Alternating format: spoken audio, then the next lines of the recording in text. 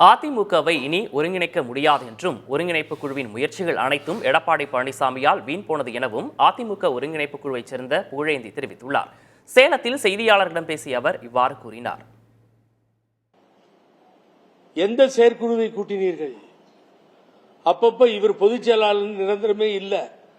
இப்ப எங்க ஆபரகம் சொல்லிட்டு இருந்தாரு, கஜேந்திர ஆனந்த் எல்லாம், கவுடரு, ஜாகிர் ஹுசேன் இருந்து எல்லாரும் சொல்லிட்டு இருந்தாங்க, பிரின்ஸ் எல்லாரும். என்னன்னு கேட்டீங்கன்னா, இவர் பொதுச் செயலாளரே இல்ல ஆரம்பத்துல சொல்லிட்டு இருக்க. கேஸ் முடியணும், கன்ஃபார்ம் பண்ணல எலெக்ஷன் கமிஷன், பெண்டிங்ல வச்சிருக்கு. இவரை எந்த அதிமுக பொதுச் செயலாளர் தலைமைன்னு சொல்லி இந்த நாட்டினுடைய உள்துறை அமைச்சரும் கிடைச்சா போதும் லாபம்னு சொல்லி இங்க இருக்க பிஜேபி தலைவரும் சேர்ந்து இவரை கையில வச்சுக்கிட்டு இவர் தான் அதிமுக தலைமையில நாங்க ஏத்துக்கிறது தயாரா இல்லை. தொண்டர்கள் ஏற்றுக்கொள்ளவே மாட்டார்கள் இவர் தலைமையை.